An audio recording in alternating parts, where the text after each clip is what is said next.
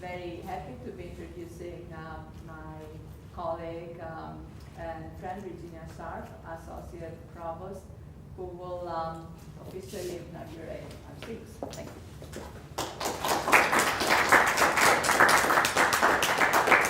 Thank you so much, Eleni. It is an honor to be invited to welcome you all to this great International Studies Institute lecture series for fall of 2014. The theme of this lecture should be of compelling interest to all of us, whether we have an interest in international studies or not, because it engages both the local and the global. Of course, during the last 5 years, we've seen unprecedented upheavals, and we've seen things that have pitted the principles of democracy and multiculturalism and respect for human dignity against these kind of obdurate political and religious positions. And of course, we've had an economic crisis going for the last almost decade now, and that certainly has contributed to the unrest both within the European Union and beyond the EU. So the speakers in this series will address the crisis of modernity from the local to the multinational levels. They will compare developments around the world, and they will examine problems, they will look at proposed solutions, and one hopes that the conversations that come out of this will contribute to some possible solutions. The title of the lecture series is Modern Societies in Crisis, Global Challenges and Solution, and we look forward to presentations that enhance our understanding of political and economic upheaval in the world today, and of course the effects on New Mexico and the Southwest. This is a great mix of people. It includes UNM faculty, New Mexico scholars and activists, scholars and participants from the US and abroad, and so we're very happy in the Provost's office to support this effort, and I know Melissa Bakaboy would like to be here. She wasn't teaching at this hour. It's always impossible, but certainly I always hear about ISI from her, so we know what's going on with the Institute. There will be 5 UNM faculty involved. The first, obviously, is Daniel Worden from English, Alex Lubin from American Studies, Jennifer Moore from the Law School, Steve Bradfood from Internal Medicine, I hope I said that right, Deli Alcantara, who is developing a program in geospatial and population studies, and then 3 New Mexico experts, including David Henkel, who's an emeritus professor from the School of Architecture and Planning, the extraordinary poet and activist Margaret Randall, and Martha Burke, a women's advocate and political scientist, and then 3 scholars who are based in the US, Tom Moritz, scholar and knowledge manager at the University of the West, Joe Jupil, and please forgive me for butchering people's names if I'm doing that, political science and director of Colorado European Union Center of Excellence, and Nadia Kravitz, who's a postdoctoral fellow at Harvard, and then 2 international speakers, Hong Chen from the American Institute of Architects and Design Director at Steinberg Architects in Shanghai, and Ian Stewart, who is a postdoctoral fellow at the University of British Columbia. I will not take up much more of your time, but I'm going to have a few words just to say about our distinguished speaker today, Daniel Worden. He is associate professor in the Department of English at UNM, and his lecture is titled Thinking Beyond Oil, Futurity, Blood, and Dependency. He is trained in literature, but he brings a unique humanities perspective to the topic of oil dependency, which has most of the time been examined only through the lens of political and environmental science. And we hope that he'll be able to point us to a world beyond oil, but not beyond hope. He writes about fiction, film, TV, and comics, teaches American literature and literary theory. He's had grants from the O'Keeffe Museum, the Huntington Library, and the National Endowment for the Humanities. And he is author of one book and one that's where the ink is drying right now. The 2011 book, Masculine Style, The American West and Literary Modernism, and the second and edited volume on oil culture. Please welcome Daniel Worden.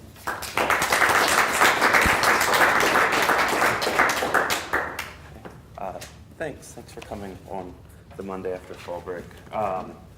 So the talk that I'm going to give today is kind of a mashup of a few different things that I've written on oil in the past couple of years, some of which come out in the book that the ink's still drying. I just got my advanced copy on Thursday. And there are flyers up here from the University of Minnesota Press that has a code that you can use online to get a discount on the book if you're interested. Okay, so here we go.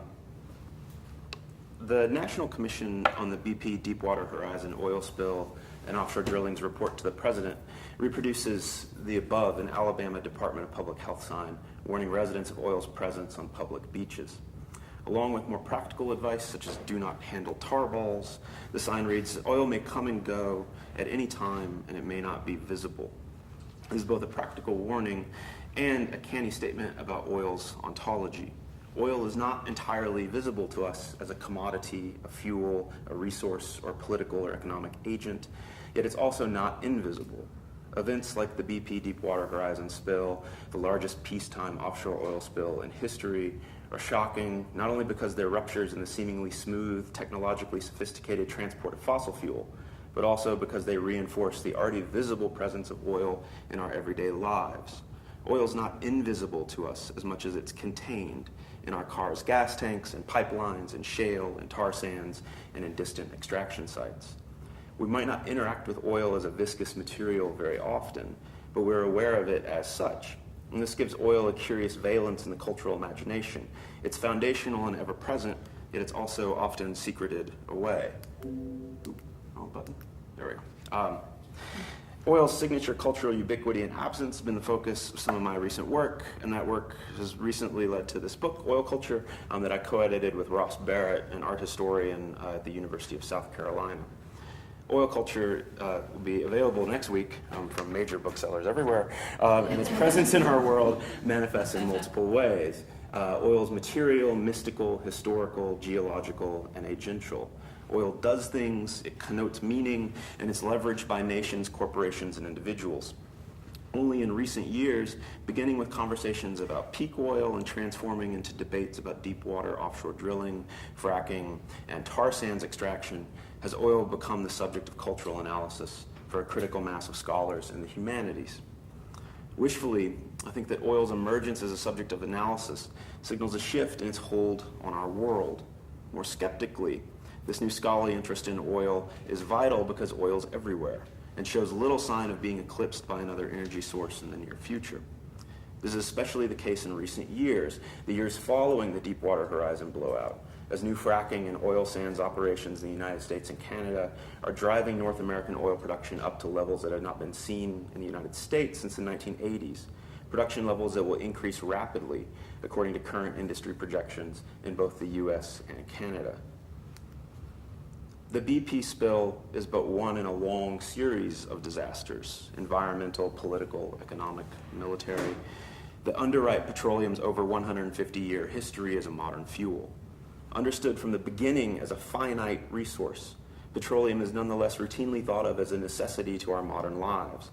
Without oil, we're often told, the economy will simply collapse, and our modern way of life with it. It's difficult to think of oil as a material substance that is not entirely the product of and subject to human will. We extract it and refine it. We make it useful. And thus oil's necessity to modern life appears less as a problem than an ontological given.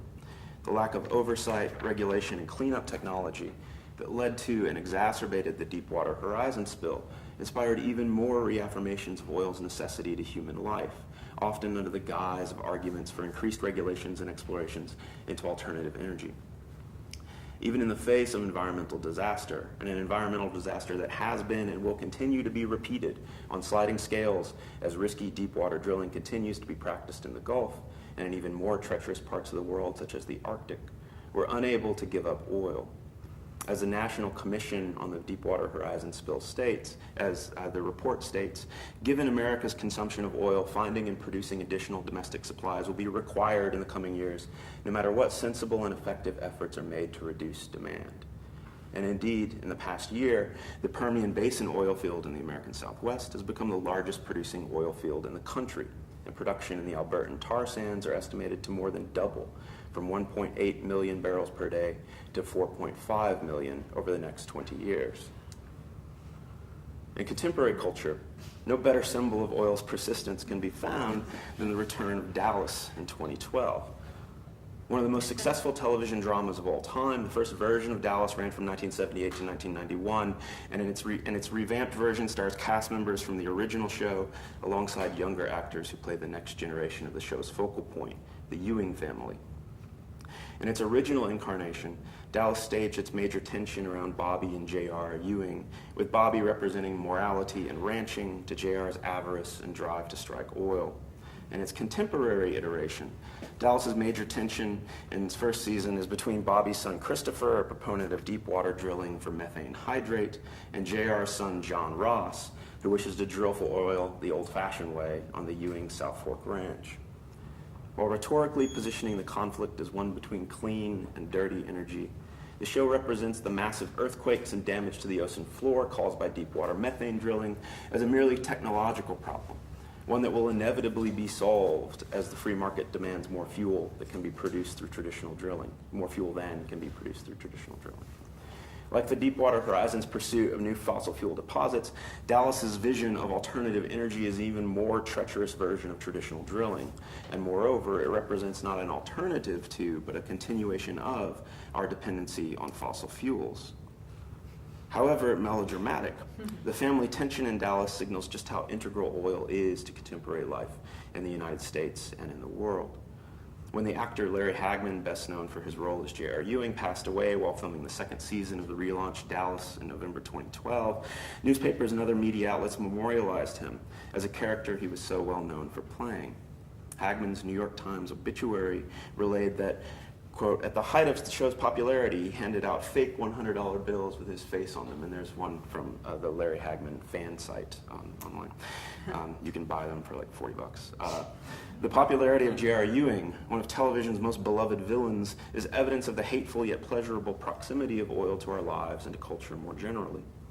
An underwriter of nearly every major museum, and whose petroleum products are used to make film, ink, paint, and countless other tools used to produce art today, the oil industry is as ubiquitous and necessary to contemporary art and culture as money, the point of Hagman's funny $100 bills.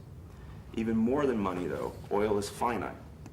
And as demonstrated in Dallas's own fantasy of methane hydrate as a viable alternative energy, it's unclear how we can imagine a world without fossil fuels that remains a livable environment and not a post-apocalyptic wasteland. The stalemate between oil as a non-renewable resource and oil's centrality to modern life requires more than just a commitment to alternative energy, more than just individual consumer choices such as buying local or driving a hybrid car. While these acts of personal conservation are a welcome deviation from traditional oil profligacy, they do not grapple with a deeper problem: how oil has shaped contemporary ways of being and imagining in North America and Europe and the world. Like vegetarian hamburgers or vegan cheese, many green visions of the world entail maintaining our lives and practices as they exist with petroleum and simply swapping oil out for a different energy source that magically takes its place and replicates precisely its roles. This failure of imagination can be partially remedied, one hopes, by understanding how oil works in culture. In recent years, scholars across the humanities have begun to explore the cultural dimensions of oil capitalism. This is imperative as the reality of climate change and its challenges are now uncontestable by all but those on the payroll of large oil and gas interests. For example, in the oil culture book that I've co-edited, scholars from art history, geography, history, literary studies analyze how oil has shaped 19th and 20th century culture, both as a subject of representation in texts like the novel and film versions of Giant, John Joseph Matthews' novel Sundown, and the Page Museum at the La Brea Tar Pits, and also as a funding source for corporate art, such as the Drake Memorial in Titusville, Pennsylvania, aquarium installations about offshore oil reefs, like in the Albuquerque Aquarium, educational films promoting recycling and sustainability. Other essays in the oil culture collection trace the petroleum industry's importance to the spiritualist movement in late 19th century America, as figures like Abraham James claimed to be able to detect oil through spiritualist practices. The way in which the Saudi Arabian petroleum industry was represented by American petroleum concerns as a new frontier for American men to practice cowboy masculinity, and the aesthetics and politics of contemporary photography about oil and car culture. As one begins to think about oil's ubiquity in contemporary culture, as a fuel source, as an industry, as a site of public policy contention, as an ideologically and historically charged endeavor that often connotes a kind of frontier heroism, it seems like oil informs everything. Indeed, much of the recent scholarship in oil studies has argued that taking oil seriously as a major force in 19th, 20th, and 21st century culture raises questions about the basic periods and frames that humanities scholars use to think about culture. Does it make sense, for example, to posit a distinct petroleum aesthetic in the 20th century, one that might be different from, say, a coal aesthetic or a steam aesthetic? From Moby Dick to the Chinati Foundation galleries in Marfa, Texas, oil has determined and underwritten art and culture and modernity. The study of oil culture is a project that follows out the various threads of petroleum symbolic life in pursuit of two overarching historical and theoretical objectives, each freighted with significant political implications.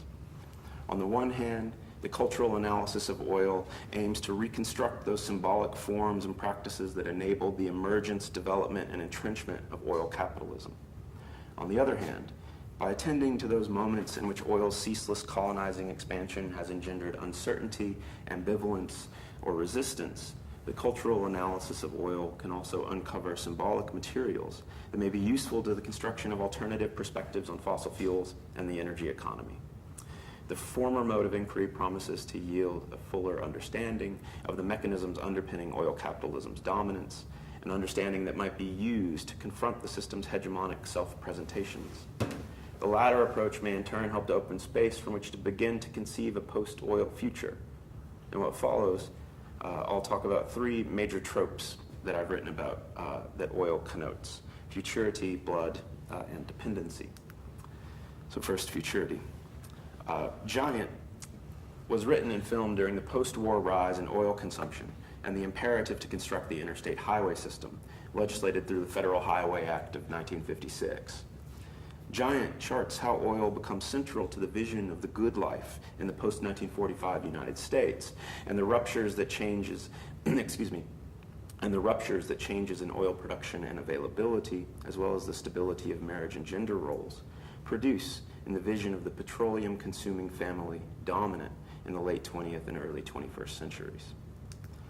Edna Ferber's 1952 novel Giant and George Stevens' 1956 film adaptation of the same title, these are all stills from the film, are key texts in the development of what I call fossil fuel futurity, in part because Giant explicitly dramatizes the economic and cultural shift in West Texas from a feudal cattle ranching economy to a modern humanist oil economy. At the center of Giant are the Benedicts, who own and operate Riata, one of the largest cattle ranches in Texas. It's a kind of vaguely fictionalized version of the King Ranch. Jordan, nicknamed Bick Benedict, runs the ranch with the help of other family members, a host of Chicano ranch hands, and Jet Rink, a poor white ranch hand and car mechanic, famously played by James Dean in the film. While on a trip to Washington, D.C., Bick stops in Virginia to buy a horse from the Linton family. There he meets Leslie, played by Elizabeth Taylor in the film. They immediately fall in love, and soon Bick and Leslie marry and travel back to Riata. Leslie's new to Texas and approaches the Benedict's ranch with the spirit of a reformer.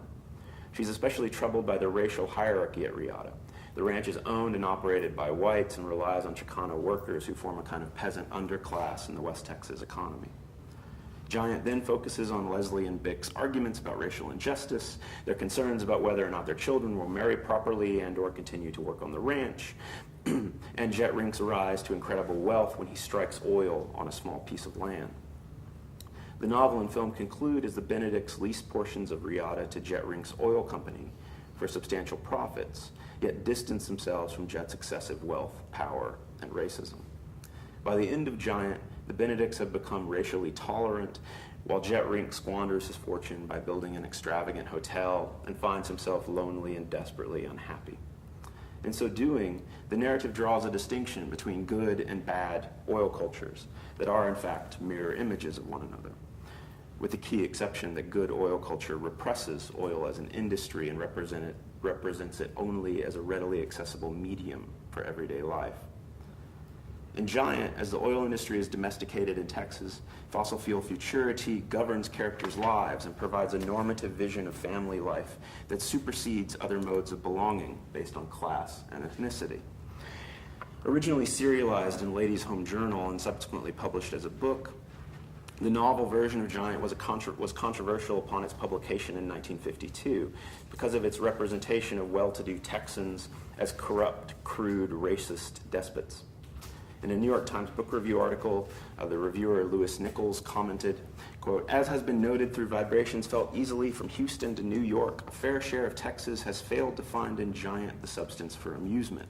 Large chunks of a large state are mad in a large way." The article goes on to quote Ferber, who defends her novel against Texan criticism. Quote, "Giant is not a novel about Texas," Edna Ferber, the author, claims. "It's about the United States. The people just happen to live in Texas. The story is about the effect of men and women on Texas." Later in the article, she explicitly links the novel to social uplift. Quote, "To be able to have written anything at all in the last 15 years is a triumph. Serenity and peace must be there before you write anything to make others feel hope, courage, and reason. Writers have become disappointed in love with the human race. After I saw Buchenwald, I couldn't do anything worth doing for 5 years." For Edna Ferber, Giant makes a humanistic claim of survival. It depicts the injuries of World War II through the enlistment and war death of one of Riyadh's Chicano residents named Angel Obregon, and the excesses of oil production that fuel the war effort. After the war, the Benedicts arrive at a new vision of social belonging, a vision that's constructed around the family automobile, which serves not as a sign of the parasitical oil industry in the film, but instead as a marker of independent mobility and renewed possibilities in the post-war United States.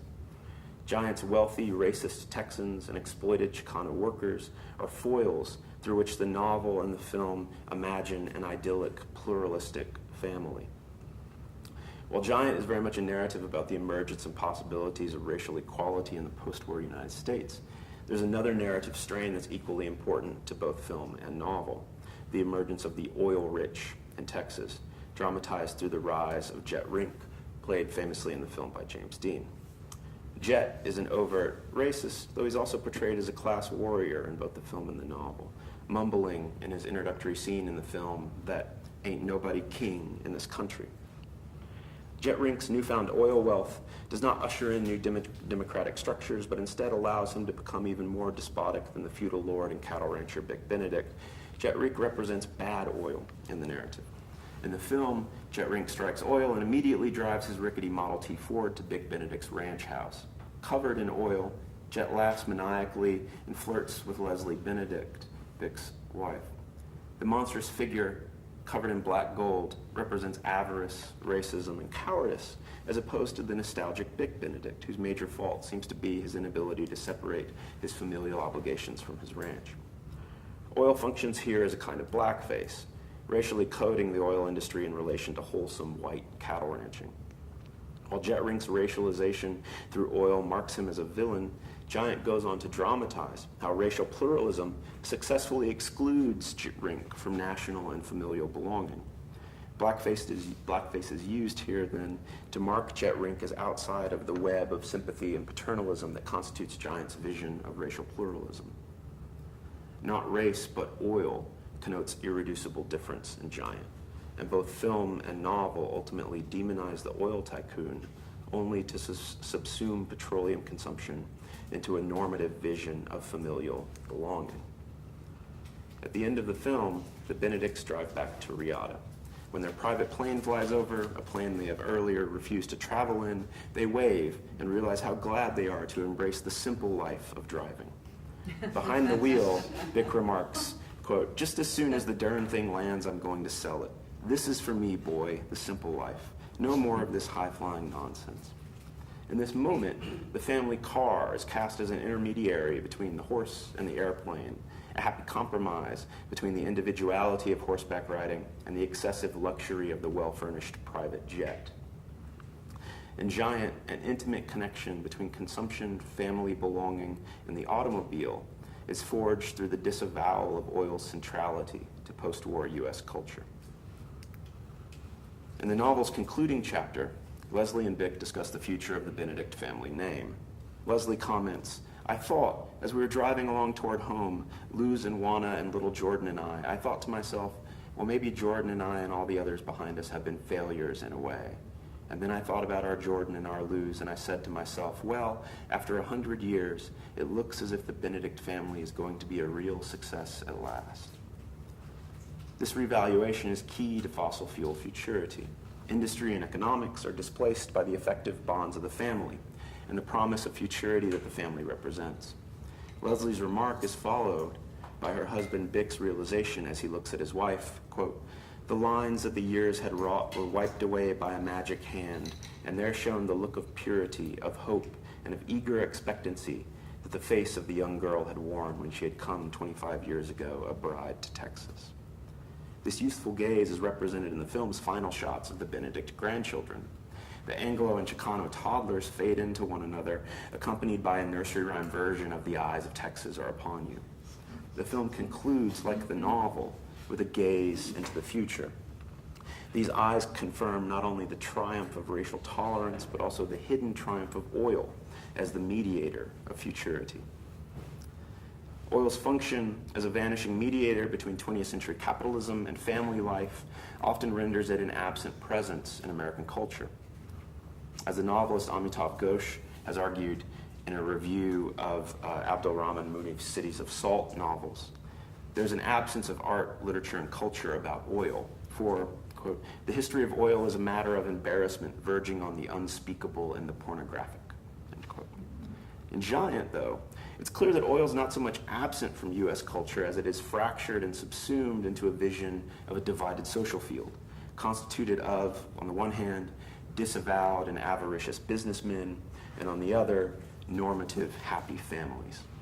Subsequent representations of oil employ this fossil futurity logic as well, though in the television series Dallas, oil's subsumption into demonic industry and domestic normativity becomes increasingly unstable, as petroleum consumption and the family both become widely recognized problems by the 1970s. Following the 1973 and 1979 oil crises, oil connotes scarcity, and the American family loses its idyllic paternal stability following the success of the women's liberation movement and the passage of no-fault divorce laws in most U.S. states by the early 1980s. Accordingly, the pillars of fossil fuel futurity, the availability of petroleum and the happy reproductive middle-class family, become unstable by the late 70s, throwing the connections between oil and the future into crisis. So now briefly about Dallas. First aired as a miniseries in 1978, then picked up as a series for 13 more years from 1979 to 1991, Dallas details the lives of the Ewing family. The Ewings own a ranch and an independent oil business, and the show mixes family, and business problems, often blurring the distinction between the private and the public. Ewing Oil serves as mere background for domestic conflicts during the initial miniseries that launched Dallas in 1978. The oil business provides a rationale for the Ewing family's wealth and serves as a weird justification for why the wealthy family, including 2 adult sons, their wives, and a 3rd Ewing son's daughter, all live in the same large home. Dallas develops multiple plots and subplots around its central cast of characters. The oil business remains largely a subplot to these more central narratives until Ewing Oil jeopardizes the family itself in the plot that leads to the show's famous Who Shot JR cliffhanger. This oil narrative reflects contemporary anxieties around the global oil industry, exacerbated by the 1973 and 1979 oil crises. JR risked the Ewing fortune by pursuing oil in an unstable foreign country. Leading up to the famous cliffhanger, J.R. Ewing has started building oil wells in an unnamed Southeast Asian country, which ends up posing a number of financial difficulties.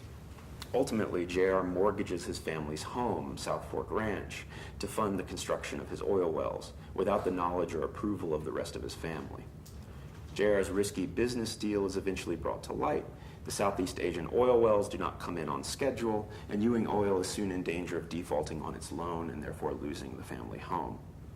This crisis is averted when the oil wells magically start producing right when they need to in order to save South Fork. Following his triumph in Southeast Asia, JR is tipped off that his oil wells are in further danger due to an impending coup d'etat in the Southeast Asian nation where Ewing Oil has drilled. JR then quickly sells these oil wells to close business associates right before the wells are nationalized during the coup.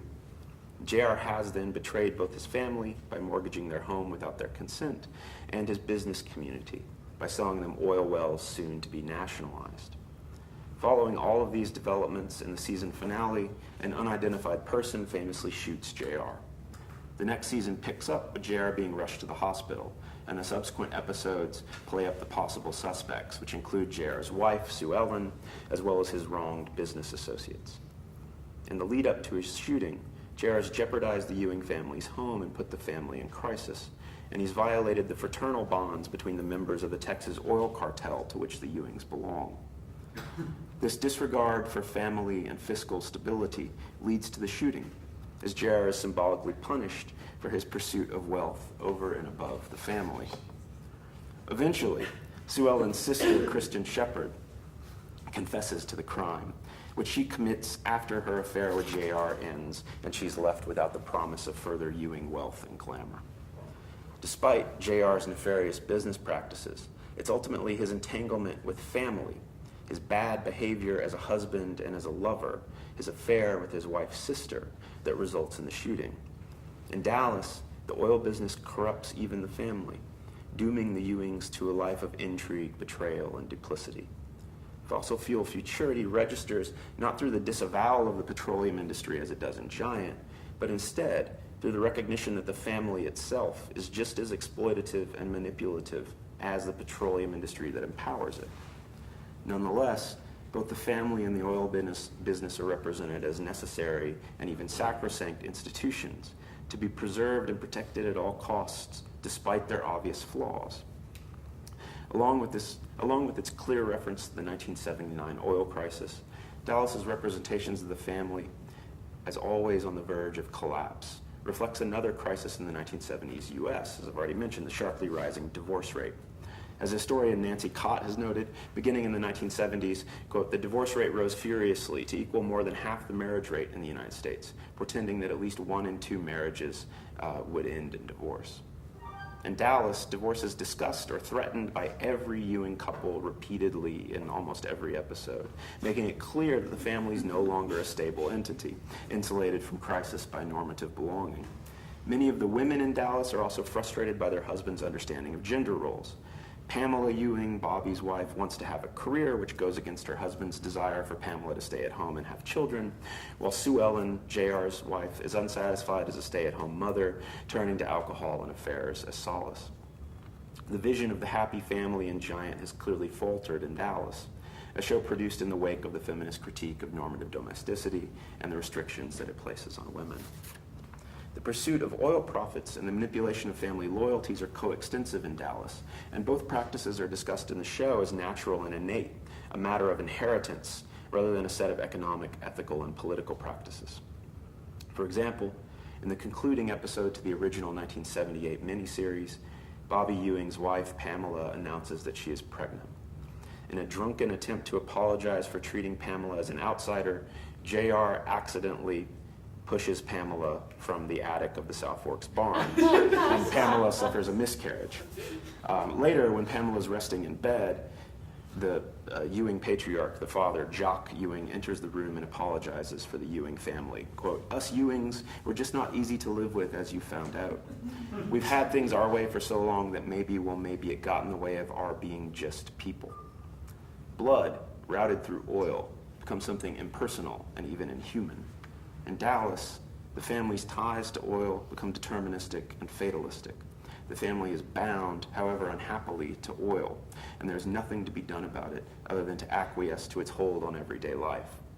In Dallas, fossil fuel futurity no longer offers a happy vision of family belonging, but instead a claustrophobic union of oil and family, a union that exacerbates both the instability of the oil industry and the fragility of marriage. Dallas represents the resiliency of fossil fuel futurity, though, as an oil crisis is explained away as a family crisis, and historically, the 1979 oil crisis makes no lasting impact on fossil fuel consumption in the United States. Dallas's focus on the family as both a cause and solution to the oil crisis is complicated decades later in Paul Thomas Anderson's 2007 film There Will Be Blood, which dramatizes a possible rupture between blood and oil. Daniel Plainview, the film's central character, played by Daniel Day-Lewis, is another independent oil man, like J.R. The film begins in the early 20th century as Plainview works as a lone prospector, then quickly jumps ahead to Plainview's larger-scale oil business.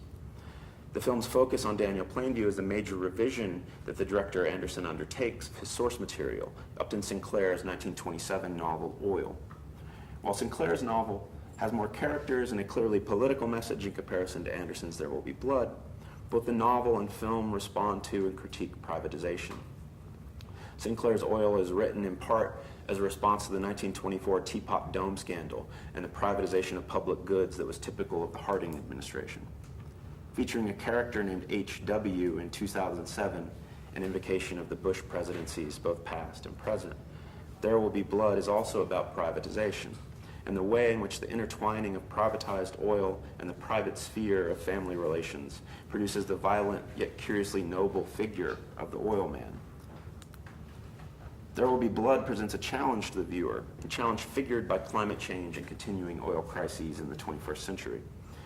Can a notion of familial belonging, a notion of blood, be recuperated from or even exist without oil? The film seems to present a rather bleak answer to this question, as it concludes with Plainview here alone and drunk in his mansion after rejecting his adopted son H.W. and beating an evangelical minister, Eli Sunday, to death with a bowling pin.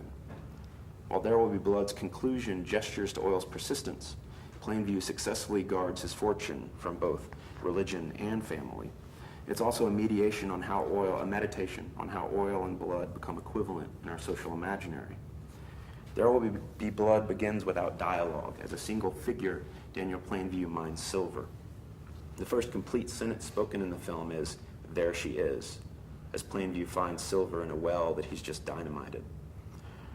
The discovery of ore leads to Plainview's reentrance into society as he drags himself back to town to verify his claim. In its early sequence, the film associates Plainview with the earth. He's a primal creature, and culture only enters upon the discovery of natural resources. The film then dramatizes fossil fuel futurity as an ideology. Natural resources are explicitly portrayed as the material upon which a set of norms and a vision of the future are constructed. There Will Be Blood's difference from Giant and Dallas lies in the fact that the oil business is not subsumed into the family, but remains visible and irreducible to natural family relations. That is, our relation to oil is figured as a form of dependency, like Plainview's alcoholism. Early in the film, Plainview's adopted son H.W. is deafened permanently when he sustains a blow to the head as the Bandy oil field violently comes in. H.W.'s deafness serves as a figure for the political lesson of the film. The process of understanding oil's claims on our everyday lives might require something more than unmasking the oil industry as corrupt and exploitative, something that has become all too familiar and that we all already know. From Jet Rink to J.R. Ewing and Daniel Plainview, we've come to expect to view oilmen as monstrous anti-heroes, and these devilish oilmen are a means by which the oil industry can be disavowed, while oil itself is endowed with futurity and figured as our blood. When read in relation to the Iraq War, There Will Be Blood's political message becomes clear. Oil promises to secure the future, yet the pursuit of oil replaces family, society, and reason. The film negates George W. Bush's widely reported personal rationale for invading Iraq to depose Saddam Hussein. Quote, "After all, this is the guy who tried to kill my dad." Serving U.S. oil interests, as well as the president's sense of familial obligation, the Iraq War becomes, through the lens of There Will Be Blood, just another inevitable violent effect of fossil fuel futurity's binding of the oil industry to family relations, a connection that's severed at the film's conclusion as Daniel Plainview and H.W. part ways.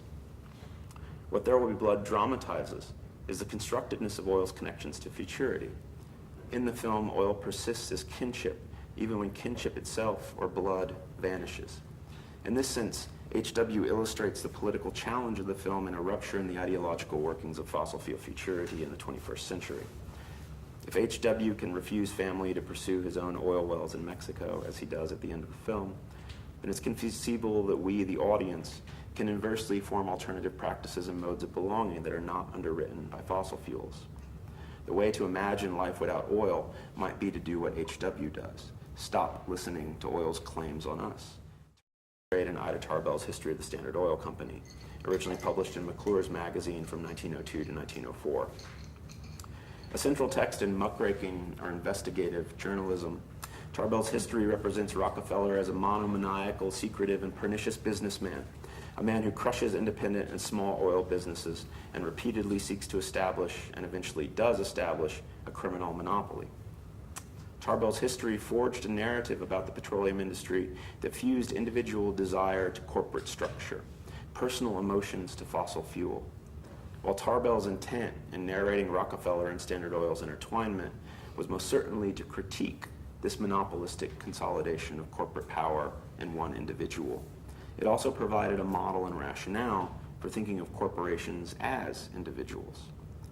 Rather than expose the corporation as an individual, Tarbell's history can be read as a kind of blueprint for giving the corporation the freedoms, powers, and even emotions commonly bestowed upon the individual. Oil is key to this narrative because it's so primal and natural. Oil as natural substance gives way to individual manhood as natural substance, gives way to corporate structure as natural substance. A more literary way to think of this is as a series of tropological shifts, and here's the English professor bit. The personification of a corporation is a metaphor, as is oil's routine figuration as blood in American culture.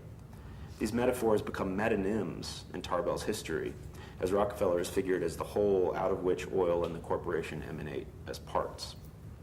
The breakdown of distance between personhood, oil, and corporateness signals a collapse from metaphor to metonymy, a collapse that occludes our ability to think of corporations as non-human agents and therefore as objects without human rights.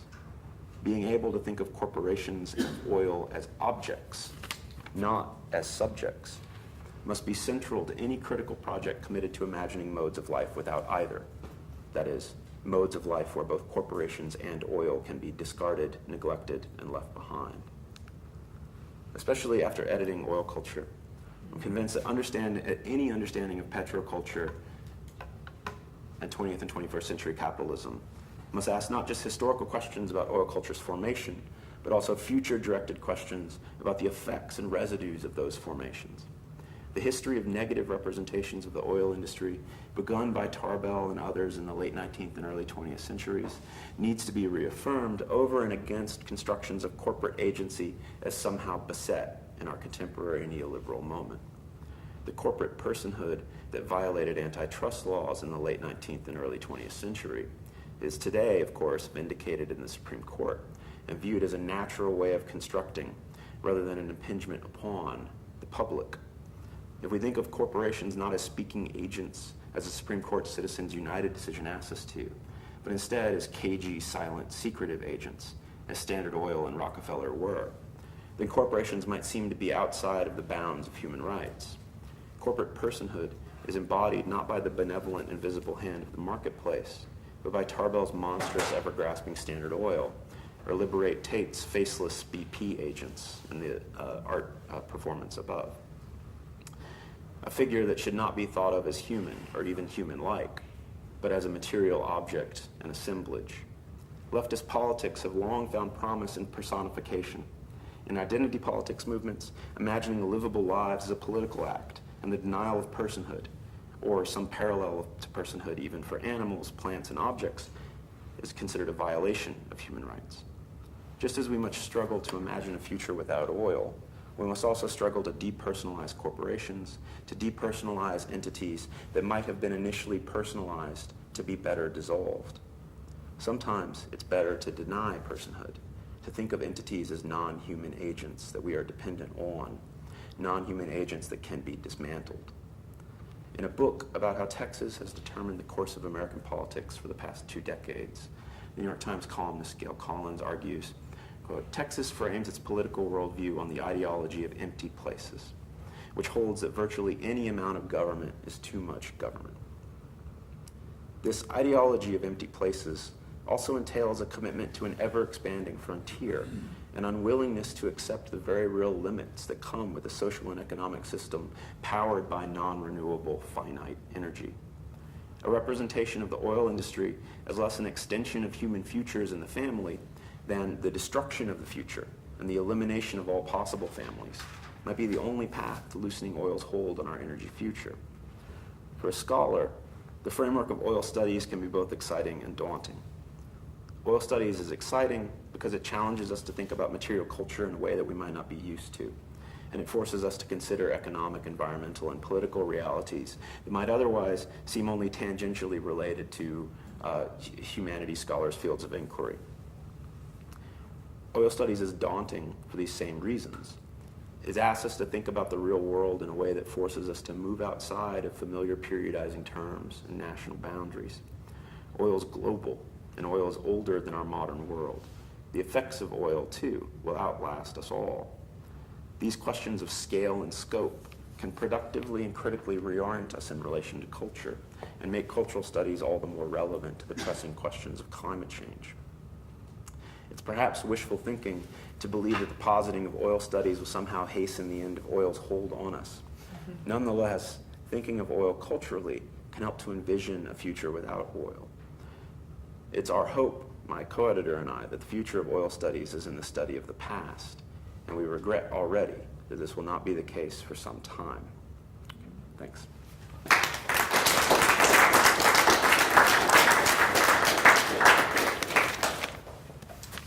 Thank you very much, Daniel. And I would like to ask Tom Morris, who is also this evening's speaker at 5:30. So we're doing advertising here for both.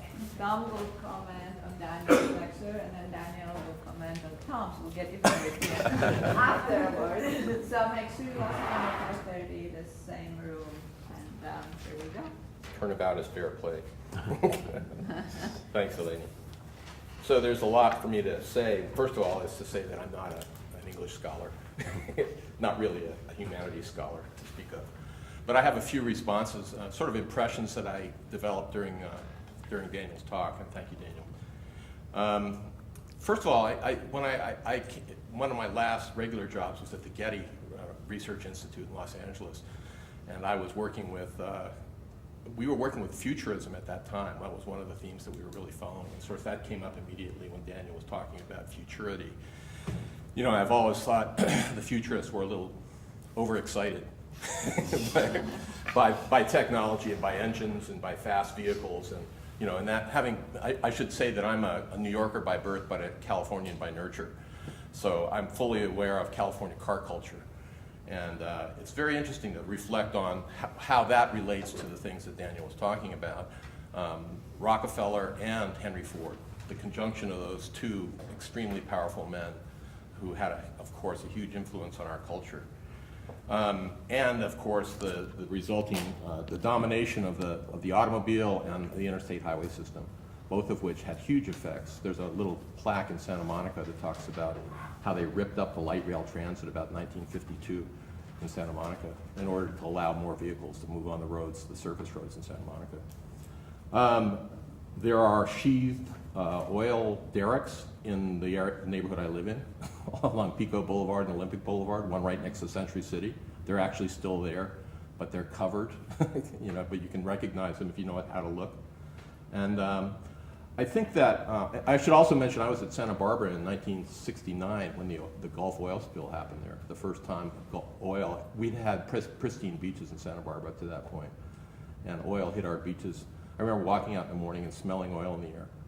And in some ways, that was a definitive moment for this entire era for me, because you know we never, ever after that, you've had to take gasoline as a solvent to get the tar off your feet.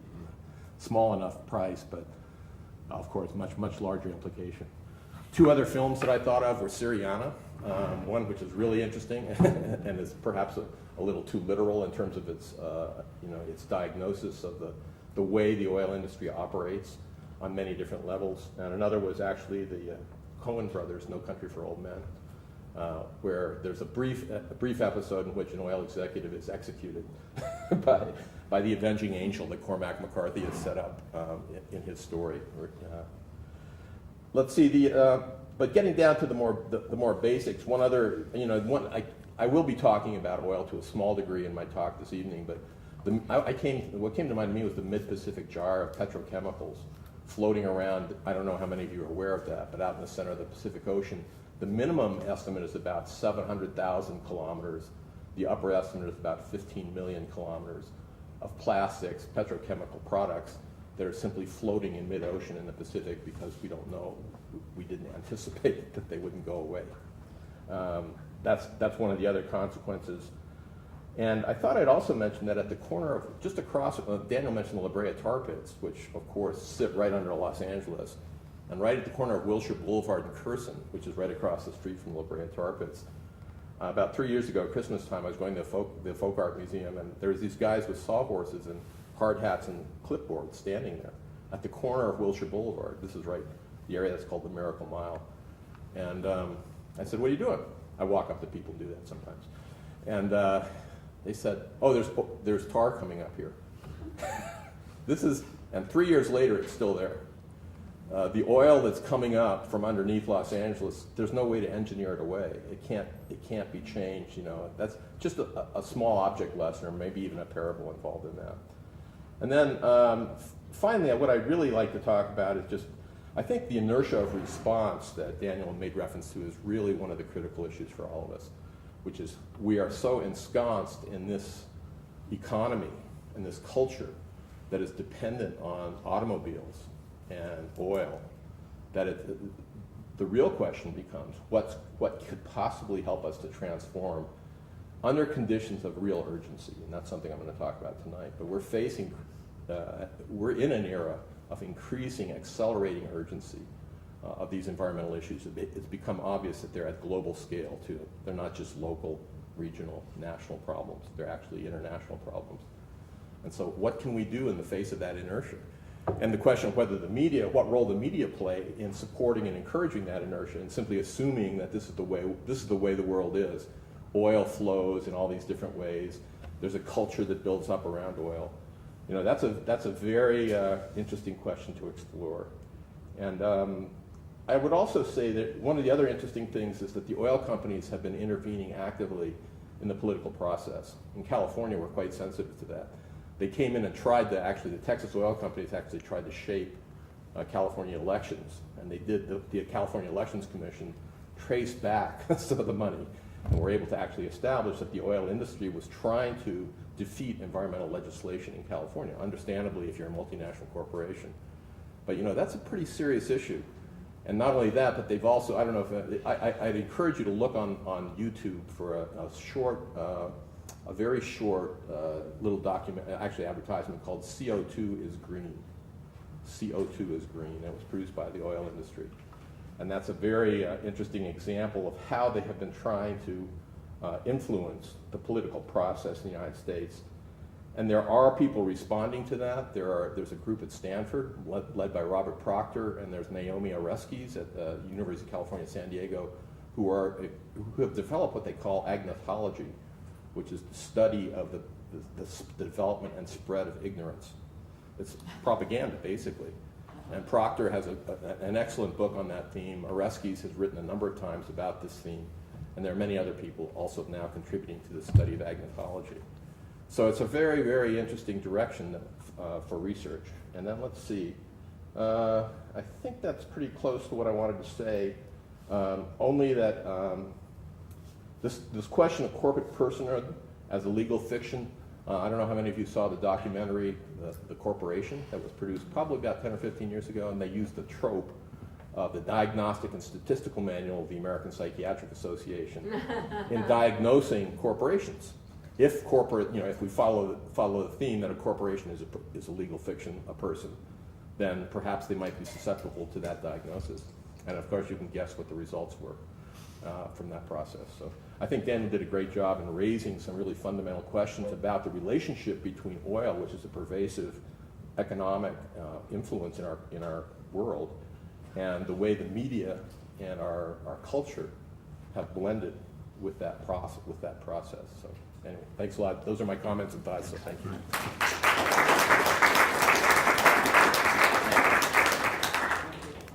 Sure.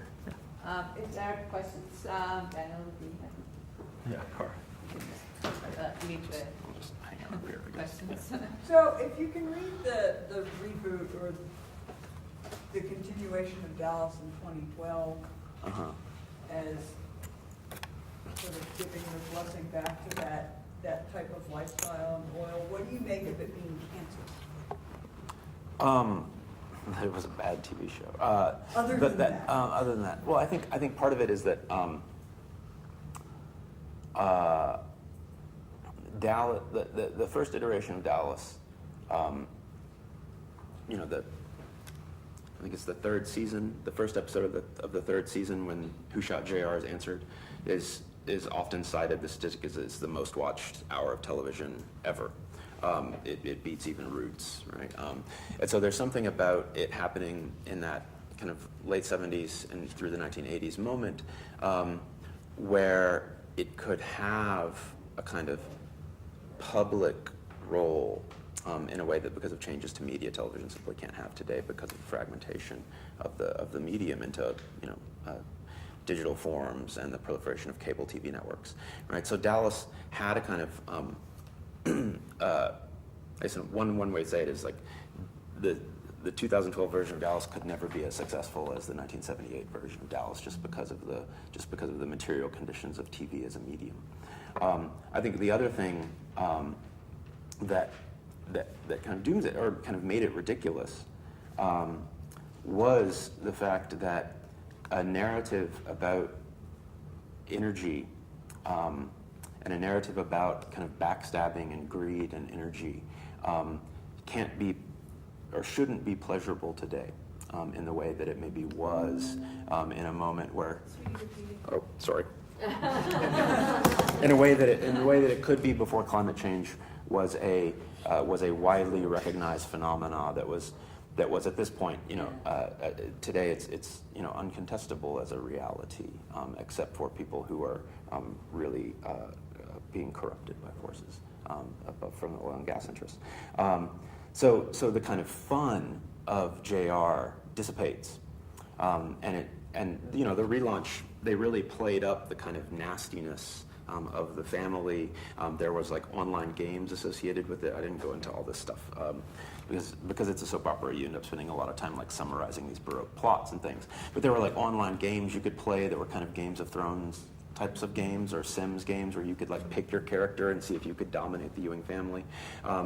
The association with energy there becomes politically untenable, I think, in a way that in the 1980s certainly thinking of JR as a kind of anti-hero that you can root for is a much less politically problematic gesture. So I think there's a way in which the cultural environment has shifted and makes that show not fun to watch. At least it shouldn't be, right? Is part of the point, is that connection of family to oil. In a way, the relaunch of Dallas was kind of too honest about what that connection ends up doing to the family. I'm trying to think my head outside of this. Mm-hmm.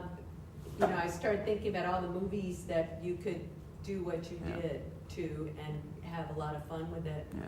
Movies like Baghdad Cafe and Pow Wow, all the road movies, Thelma Yep. movies, like all, you know, that have these different, you know, Yeah. they may have happier or sadder endings, but they're still inside of this cultural, economic, industrial complex of oil that we all inhabit. And the only one that I could come up with that made me feel like there was a way out, when Tom started talking about, you know, corporations with psychiatric disorders and things like that, I thought of Local Hero. Yeah. The wonderful Scottish film, Bill Forsyth's, where it takes magic to subvert the Yeah. oil culture. Yeah. So, does it take magic? I mean, you had Yeah, the I mean, message the- of hope, but... Yeah, well, two things. One is, like, one of the projects, the people that I'm involved with, that we worked on the oil culture book with, one of the projects and one of the kind of methodological questions that we were really interested in asking was, what does 20th century American literary history or 20th century film look like if you use oil as the organizing rubric, right? What then do you do to the canon of American literature? What becomes really important and what maybe becomes less important? So then something like, you know, if you're interested in kind of oil literature, like Jack Kerouac's On the Road becomes like a super important book, written right at the moment of the construction of the interstate highway system, right? That book is made possible, right, because of a shift in automobility and because of the availability of oil. The trajectory of art and literary history of the 20th century changes significantly if you use oil or if you use kind of the material foundations of life as an organizing rubric rather than, aesthetic movements, which sometimes have something to do with material movements, sometimes don't.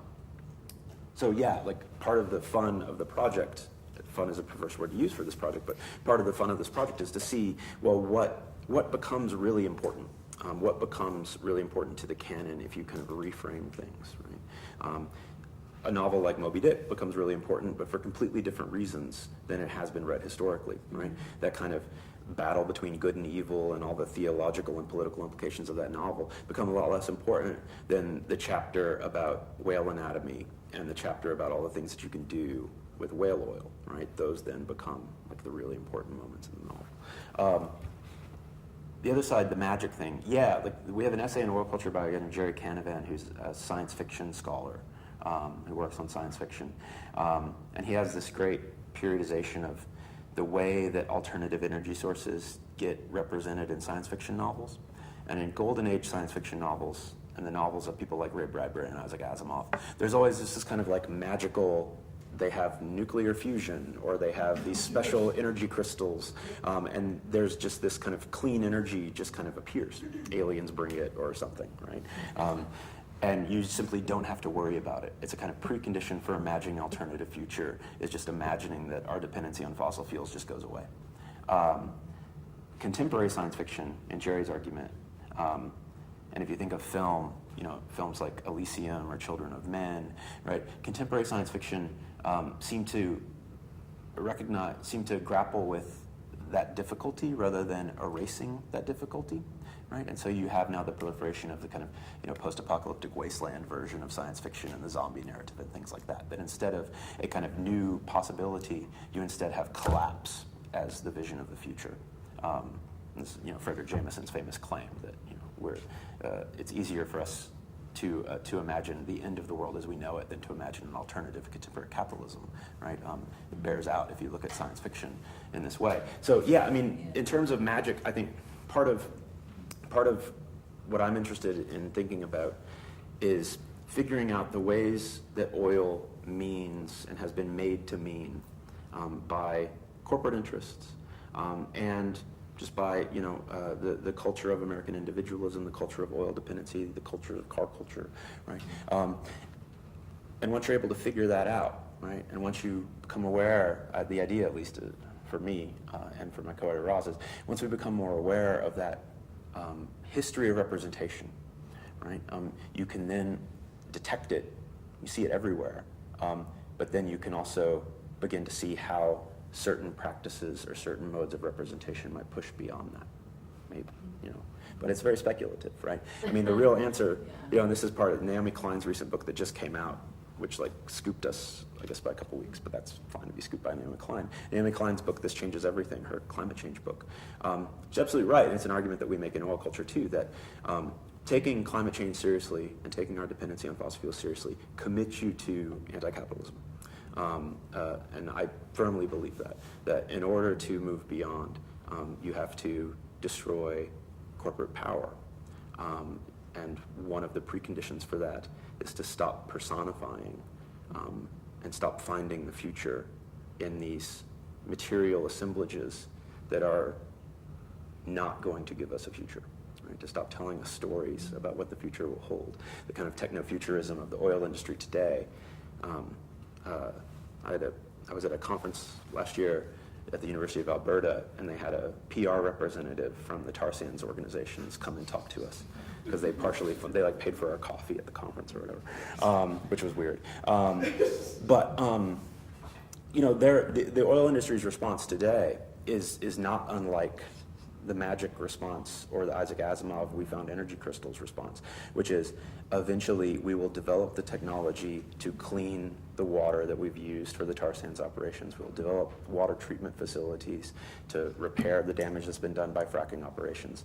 That we will come up with these magical technological solutions that are just around the corner, that will allow us to continue to use these fuel sources. That's magical thinking, and it's maybe the one thing that a humanities scholar can do is to kind of put that magical thinking in a longer representative history. That's a nice answer. Yeah, I was really struck. I have a couple of questions. First, I just wanted to compliment you on your really masterful illustration of how cultural studies matters. And I thought it really inspiring. But I was thinking about what you said about Game of Thrones as an example. No, yeah. And also the plethora of these sort of imaginary prehistory, the once upon a time, and all of this sort of reusing of these fairy tales, as well as, I think, Tolkien, et cetera. Do you see this as a kind of a weird response to create this sort of imaginary time before capitalism, and to invest in that as a kind of an alternative? Yeah, like that's an interesting way of thinking about it. Yeah, I mean, I guess I'm not sure, but I think like the kind of, I guess from the oil angle, like what's the kind of strain. There's a kind of zombie wasteland strain of like, this is what happens next is we all die, and society collapses. But along with that, right, is the kind of survivalist strain, or what you might call a kind of, libertarian strain, or a kind of locavore would be the Whole Foods term for it, strain, right, of living in a kind of self-sufficient way, right, figuring out how to, farming on your own land, having a chicken coop in your backyard, figuring out how to, make your own soap and make your own clothes, right, and so I think there is a kind of like, culturally, I think, there are reality TV shows about, the doomsday preppers and the survivalists, and there's that show Naked and Afraid, where they kind of drop people into the wilderness with one tool and they have to survive for 3 weeks. So that's one valence, I think, or one response to climate change and to oil crises, is to imagine what a world would look like if you didn't have this kind of energy, right? And there's a long history, right? Mad Max is probably like the most famous version, which, is... They're rebooting that, by the way. Yeah, Mad yeah. Max franchise. Yeah, and that's a kind of oil crisis movie in and of itself, right? Or Waterworld or whatever. Yeah, I mean, I think those are all like important, useful imaginaries. The problem with it, and as a scholar, I cut my teeth on modernist literature, so part of me has to be like against fantasy about feudalism. Which is like what a lot of that is, like Game of Thrones. It's like, let's go, if the alternative to capitalism is a return to the Middle Ages, then like, yeah, it's like zombies might not be so bad. But there is a kind of that, well, on the one hand, there are incredibly useful things that come out of that imaginary, of how could we create ways of living, off the grid, or create more sustainable ways of life. This is all very important on an individual level. On a systematic or structural level, those kind of imaginaries end up being pretty useless, because they refuse to engage with the structures of domination and exploitation that surround us. So in a way, it's a kind of retreat from these problems, a lifestyle retreat, I guess, like would be my kind of like my strong Marxist response is like, this is a fantasy of an alternative, because it's fundamentally not collective. And it's not structural. It ends up being a series of individual lifestyle choices about, living in a storage container in Truth or Consequences with solar panels on top, which is great. Nothing wrong with that. But that's not going to change the fact that that the Permian Basin oil field is going to be producing 30 million barrels of oil per day by 2020. You would need a critical mass of people to move to Truth or Consequences, live in storage containers, which maybe I don't know if Game of Thrones will do that. It's interesting that with all of the fracking and the different well fields coming online, the comments that the United States is Saudi Arabia, natural gas and stuff Yeah. like that. But at least it's almost as if America is becoming sort of having the idea that we'll become an isolationist type of Yeah, world. yeah. We won't have to depend on these Yeah. unstable places and have all this wealth Yeah. transferred to foreign countries that are unstable. Yeah. Totally ignoring the interdependence of the world on becoming Right. again on our own, and we'll have our own freedom and not have to worry about Yeah. everything when we really do have to worry about it. Yeah, and it kind of commits you to, I didn't, you know, this version of my work on oil is much more within my comfort zone than it maybe methodologically should be, because it's largely about United States texts, which is what I was trained in. You're absolutely right that the push to produce oil domestically, and this is where a film like Syriana is interesting, and because one of the ways to read Syriana is, well, Syriana is a reason to frack and a reason to drill domestically, so you don't have to deal with these corrupt regimes, and so you don't have to support these kinds of bad political agents, right? And so the push to produce domestically is a politically problematic one. And it kind of ignores the fact that if you talk to oil industry executives today, the United States consumption of oil has plateaued, is the kind of general industry logic.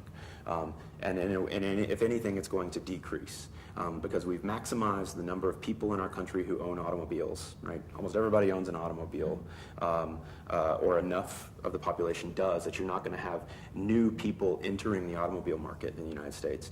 And our automobiles are getting more and more efficient, right? Every generation of an automobile gets more fuel efficient. And now the really bad consumers like the Ford Excursion or the Hummers, right, or those things are now gone, right?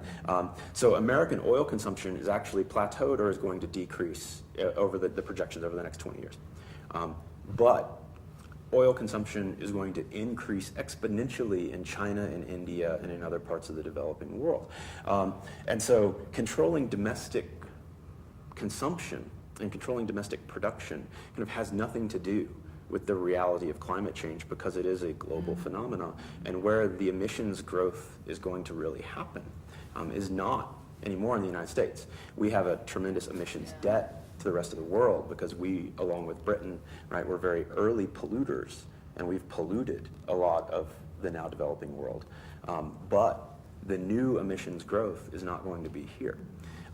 So you're absolutely right, the kind of isolationist agenda of drill baby drill and domestic oil production and people championing our efficient automobile fleet today and the rise of hybrid cars has very little net effect on the amount of CO2 in the atmosphere, or the amount of CO2 that will be in the atmosphere in the next 20 years. So yeah, isolationism gets you nowhere too in this game. Thank you. We're trying to keep them one short so people can go to other classes or lunch and so on. I think it's very interesting that the first lecture of the International Studies Institute lecture series is a critique of American isolation. And so, yes, and a critique of this lifestyle. I really appreciate your contribution and the discussion that's going on, and I hope it will continue. I wanted to add in my list of people and groups to thank. University College was one of